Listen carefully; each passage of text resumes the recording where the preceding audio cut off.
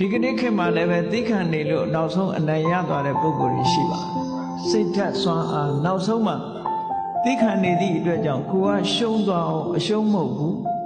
အရှုံးဆိုတာကိုပြောတာတော့လို့မေးမယ်ဆိုရင်ကိုယ့်ရဲ့တန်တန်မှာအကုသိုလ်တွေဖြစ်သွားမှအရှုံးပါတဲ့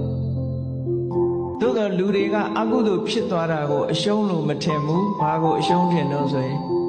ခုံကိုထိခိုက်လို့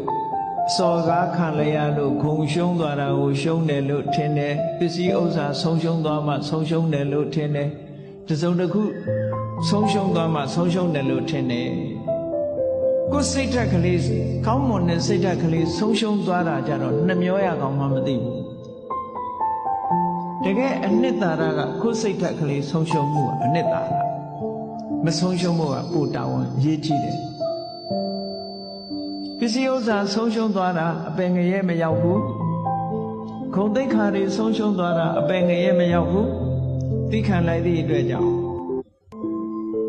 ဘာကအပင်ငရဲရောက်တော့ဆိုရင်တုံ့ပြန်ပြီးတော့ဒေါသထွက်လိုက်ရင်အဲ့ဒီဒေါသသည်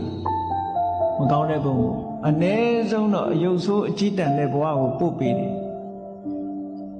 ဒီကနေ့ခေတ်လူတွေမှာကြည့်လိုက်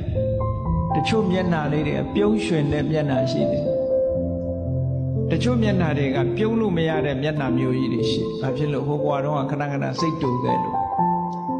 စိတ်တူနေတဲ့အချိန်မှန်နဲ့ကြည့်လိုက်ပေါ့ဘလို့မှမလှဘူးလေစိတ်တူနေတဲ့မျက်နှာအဲ့ဒီမျက်နှာမျိုးကြီးတွေကြီးပဲနောက်ရဆက်ပြီးတော့အဲ့ဒါကိုယ့်အတွက်ဆုံးရှုံးမှုဘဝမှာမလှမပဖြစ်တယ်လို့ဒီလိုပြောတာနော်